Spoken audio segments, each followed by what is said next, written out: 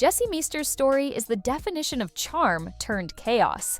He came into the 90-day fiancé world as a handsome, confident Dutchman who spoke with poise and looked like the perfect gentleman.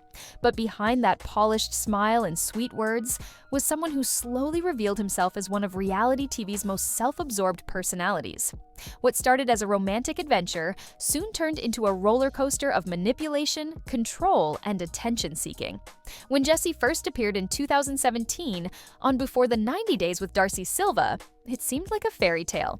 Darcy, a hopeful single mom from Connecticut, was smitten with his looks, confidence, and European charm. They met online, and after just a few months of talking, she flew all the way to Amsterdam to meet him in person. At first, it looked like a dream. He greeted her at the airport with flowers and a welcome home banner, calling her baby, like they were already soulmates. But soon, the cracks began to show. Darcy was an emotional woman who loved romance and attention. Jesse, on the other hand, wanted control. Their first fights were about the smallest things, from how she posted on Instagram to how she expressed love. Darcy loved sharing her life online, but Jesse constantly accused her of being fake and shallow. It wasn't just about social media. It was about dominance. He wanted her to act a certain way, to look a certain way, and to behave according to his rules. The moment fans truly saw Jesse's controlling side was during his trip to Connecticut. Away from Amsterdam's glamour, the two clashed over every little thing.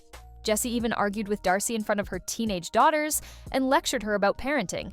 He treated her like a project to fix rather than a partner to love.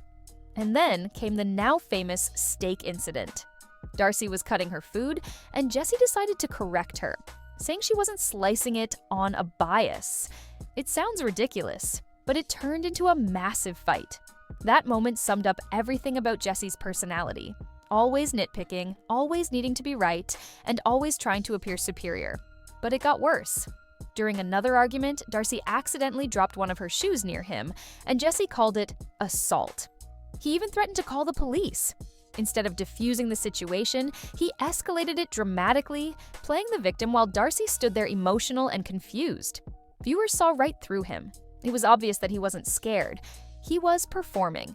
He wanted control of the narrative, the sympathy of fans, and the satisfaction of looking like the calm, rational one. When they finally broke up, Jesse made sure it was public and dramatic. He gave interviews and social media posts painting himself as the good guy who tried his best. Meanwhile, he made Darcy look desperate and unstable. But fans weren't fooled. They'd seen his condescending tone, his manipulative calm, and his habit of turning every emotional moment into a performance. It was clear that Jesse loved being on camera, just not necessarily for love. After the breakup, Jesse leaned fully into his narcissism. He started promoting himself as a businessman, life coach, and motivational speaker. He launched a website selling overpriced jewelry, coaching sessions, and even signed calendars, some of which were years out of date. Fans noticed that the same jewelry he sold for hundreds of dollars could be found elsewhere online for a fraction of the price. His coaching sessions cost $360 an hour, but there was no evidence of any real clients or qualifications. It all felt like another performance, a way to look successful rather than actually be successful. Then came his short-lived career as an author. In 2020, he published a book about intermittent fasting. Within days, fans flooded Amazon with negative reviews, calling him out for pretending to be an expert. The book was pulled down after just 3 days. Instead of learning from the backlash, Jesse lashed out, calling critics keyboard warriors and threatening to sue them. The same man who built his career on public drama couldn't handle criticism when it came his way. But Jesse's story didn't stop there. In true reality TV fashion, he found a new relationship with Colombian model Jennifer Tarazona, who had previously appeared on 90 Day Fiancé with Tim Malcolm. Their connection began online, and once again, it looked picture-perfect at first. Glamorous photos in exotic locations, romantic captions, and matching taken bios on Instagram. It was all too familiar, but just like before, things quickly went downhill. On The Single Life, their relationship looked staged and uncomfortable. Their chemistry felt forced, their arguments felt scripted, and Jesse's behavior didn't change at all. He once again criticized his partner for how she used social media and even implied her modeling work was inappropriate. Jennifer, frustrated and hurt, ended up slapping him during a heated moment. And just like with Darcy, Jesse acted shocked and innocent, claiming it was all a misunderstanding. Castmates like Natalie Mordovtseva and Big Ed called him out, saying he was only dating Jennifer for fame and money.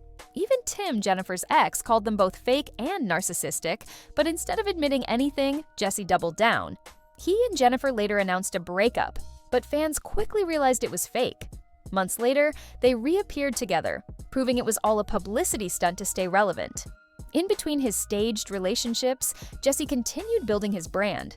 He started listing luxury real estate on his website, including multi-million-dollar villas, right next to his cheap merchandise. Fans found out those listings weren't even his. He wasn't a real estate mogul. He was a middleman, pretending to sell properties he didn't own. And yes, he even tried launching his own cryptocurrency. Predictably, it led nowhere. By now, Jesse Meester had turned himself into a walking meme, the man who believed his own hype. Fans joked about his success empire, his fake breakups, and even his questionable claims about his age. In 2022, he celebrated his 30th birthday, but viewers were skeptical. Many pointed out that he looked much older and suspected he'd been lying about his age since his first appearance. Jesse's story isn't about love or ambition anymore, it's about ego. What started as a young man searching for love became a man addicted to attention, money, and image. Every relationship, every product, every post, it's all a performance. And the saddest part? He doesn't seem to see it. The once charming Dutch gentleman who won hearts with his accent and confidence has become a symbol of how fame can twist someone beyond recognition. In chasing the spotlight, Jesse Meester didn't just lose love, he lost himself.